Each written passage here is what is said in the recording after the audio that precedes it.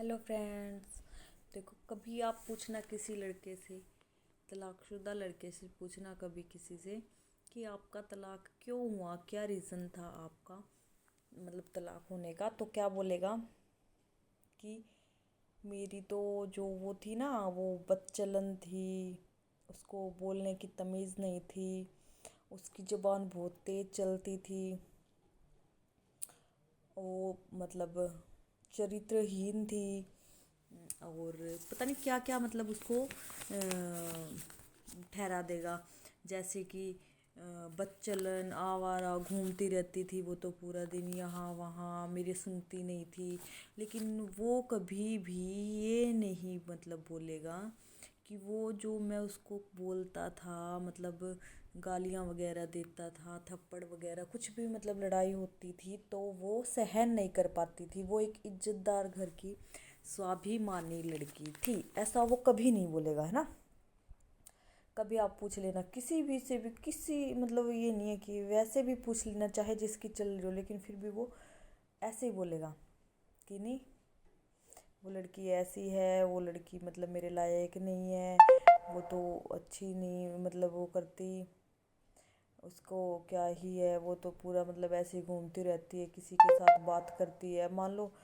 कभी कभी ऐसा होता है ना, वो उस पे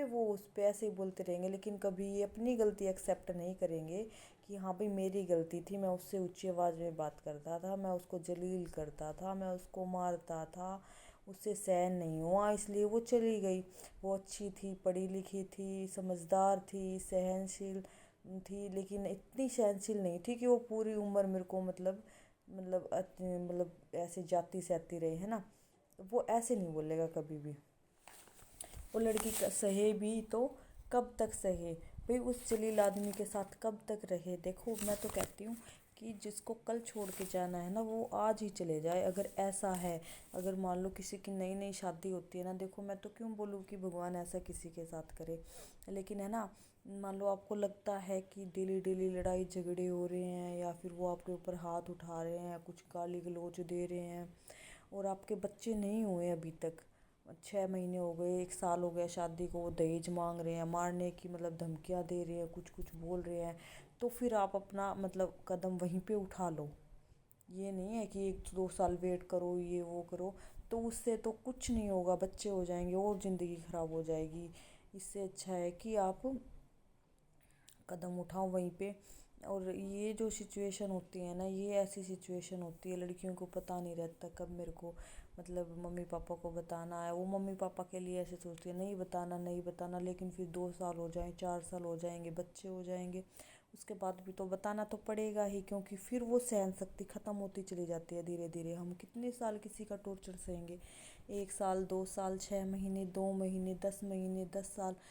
8 10 साल में तो बिल्कुल मतलब ये हो जाता है। आजकल क्या हो रहा है कि शादियां 8 10 साल चलती हैं, फिर ऐसे कहते हैं ये 2 बच्चे कैसे, अरे भाई कोई बात नहीं, मतलब फिर बोलते हैं भाई चल रहा था ठीक है, 1 2 साल चला, फिर एक बच्चा हो गया था, फिर समझा बुझा के भेज दिया, फिर मतलब हो गया, फिर मतलब धीरे धीरे चलती रही, 2 4 साल और निकल गई, ऐसा ऐसा सिस्टम चला हुआ है। लेकिन ऐसे सिस्टम से अच्छा है कि देखो, वो लड़कियां देखती तो है अपने मम्मी पापा की तरफ कि मतलब ना, हम ऐसा करें